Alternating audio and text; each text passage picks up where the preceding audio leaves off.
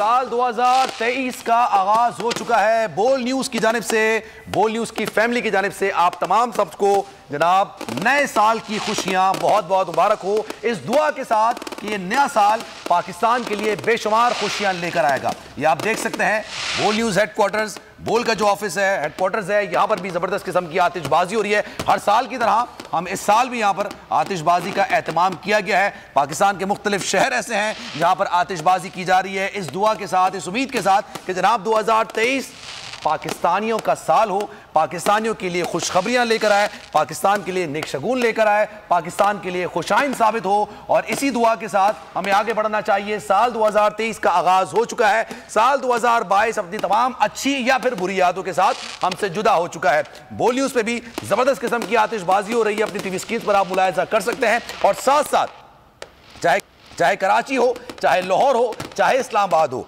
हर जगह पर जबरदस्त आतिशबाजी का मुजाहरा किया जा रहा है। तो हम सबको ये दुआ करनी चाहिए, ये उम्मीद करनी चाहिए कि साल 2023 हमारे लिए अच्छी खबरें लेकर आएगा।